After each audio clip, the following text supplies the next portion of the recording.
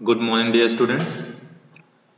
In today's class, we will discuss about the stresses in beam, okay, and pair bending condition.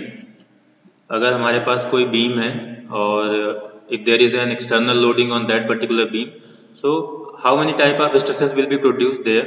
We will discuss in detail here. Okay. So let's start the class. Right. So अगर हम एक beam consider करते हैं, कोई भी beam हम consider करते हैं और उस बीम में जब एक्सटर्नल लोड अप्लाई किया जाता है, if there is a beam और इस बीम में अगर कुछ एक्सटर्नल लोड अप्लाई किए जा रहे हैं, वो किसी भी पैटर्न के हो सकते हैं, point load, UDL load, UVL load, कैसे भी। तो इन लोडिंग पैटर्न, लोडिंग की वजह से, एक्सटर्नल लोडिंग की वजह से जो कि बीम में ट्रांसवर्स डायरेक्शन में एक्ट करते हैं, दो तरह के फिनोमेना जनरेट होते हैं। First one is bending moment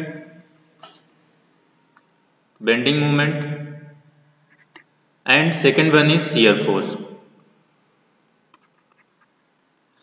And we all aware about these two parameters. Okay, we have already studied these parameters about the bending moment and shear force. So bending moment, shear force, two parameter जो कि generally produce होते हैं after the external loading on a beam.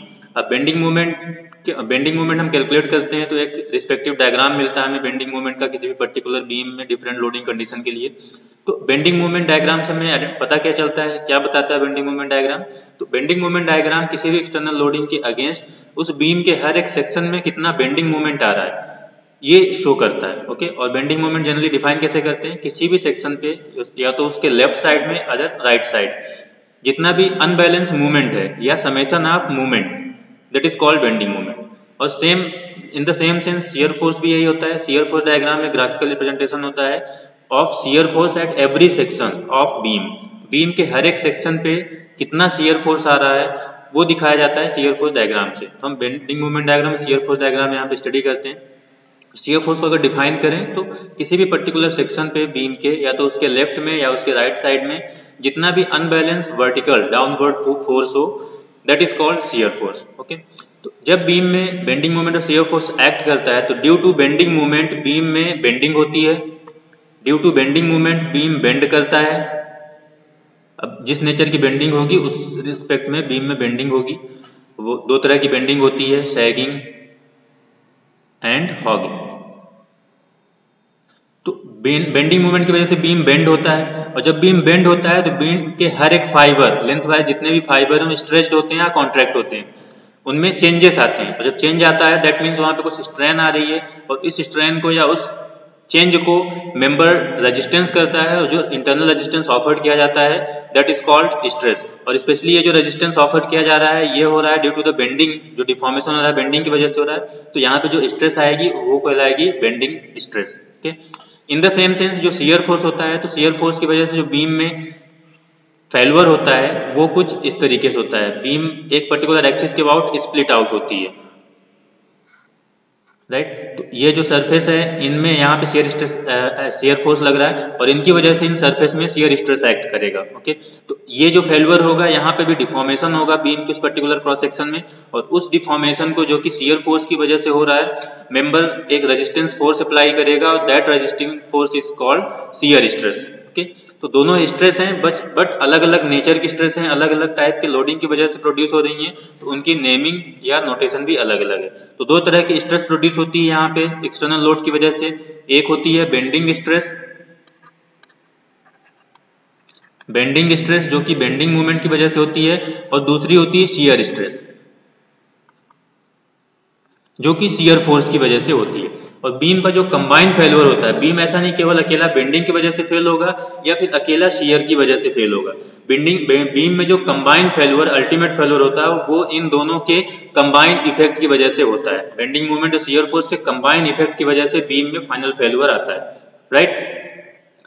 अब जब हम beam को design करते हैं, जब एक डिजाइनर या इंजीनियर बीम को डिजाइन करता है तो उस कंडीशन में हम अल्टीमेट वैल्यू के लिए डिजाइन करते हैं, राइट। तो हमें जब तक बीम में अल्टीमेट कितना बेंडिंग स्ट्रेस आ रहा है वो पता नहीं होगा तो हम उस बीम को प्रॉपर्ली डिजाइन नहीं कर पाएंगे।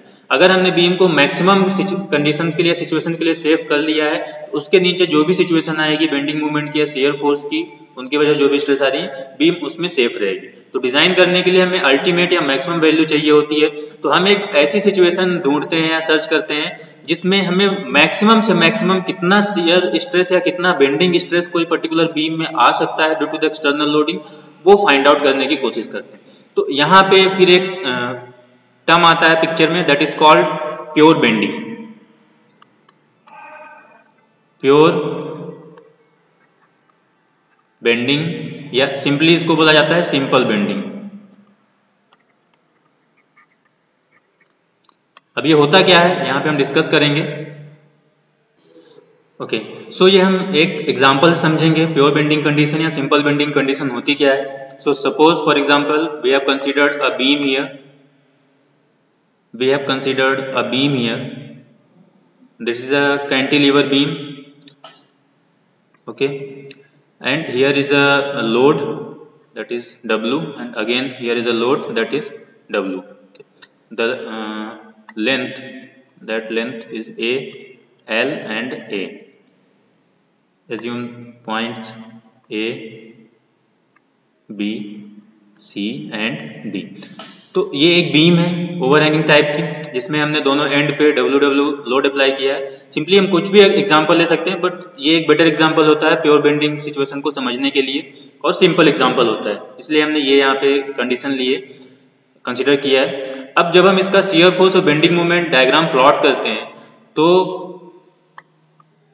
इस बीम का अगर हम शियर फोर्स डायग्राम, अब ये सभी को आता है, अब मैं यहाँ पे इनिशियल कंप्लीट कैलकुलेशन नहीं करने वाला हूँ शियर फोर्स बेंडिंग के लिए, ये कोई भी कर सकता है, ठीक है ना। तो जब हम सिंपली इसका shear force bending moment diagram plot करेंगे, तो सबसे पहले अगर हम शियर फोर्स डायग्राम की बात करें, तो इस बीम में शियर फोर्स कुछ ऐसा प्लॉट होगा। यहाँ पे ये वैल्यू होगी W, जितना ये लोड है यहाँ पे, और सेम सेंस में सेम तरीके का ग्राफ ऊपर भी बनेगा, बट नेचर उसका अलग होगा। तो शियर फोर्स डायग्राम इस कंडीशन के लिए कुछ इस तरीके का बनेगा। ये जो मैग्नीट्यूड है ये W होगा शियर फोर्स का, और इधर भी जो मैग्नीट्यूड है W होगा। यहाँ पे शियर फोर्स 0 आएगा, सिंपली हम कैलकुलेट करके देख सकते हैं। ये है हमारा शियर फोर्स डायग्राम, राइट। अब अगर हम इसका बेंडिंग मोमेंट डायग्राम प्लॉट करते हैं सेम बीम का, तो बेंडिंग मोमेंट डायग्राम कुछ इसका इस तरीके से प्लॉट होगा। यहाँ पे मैक्सिमम वैल्यू आएगी, आप ये करके देख सकते हो। सिंपली हमें समझना है कि प्योर बेंडिंग कंडीशन होती क्या है, दैट्स इट। ओके, सो इस कंडीशन में कुछ इस तरीके से ये डायग्राम या ये ग्राफ बनेगा,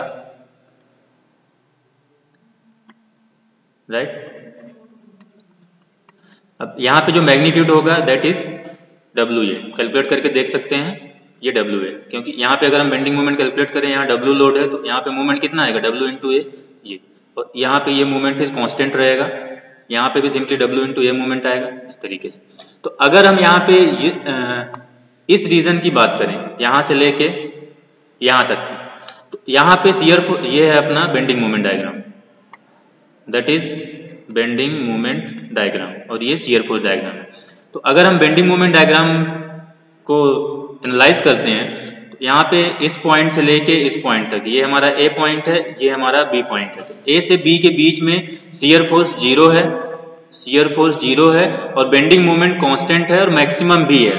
तो ऐसी सिचुएशन जहाँ पे शियर फोर्स 0 होता है और बेंडिंग मोमेंट को जनरली हम बोलते हैं कांस्टेंट होता है, ये सिचुएशन कंबाइनली कहलाती है प्योर बेंडिंग या simple bending condition. That situation is called pure bending या फिर सिंपल बेंडिंग कंडीशन या सिचुएशन।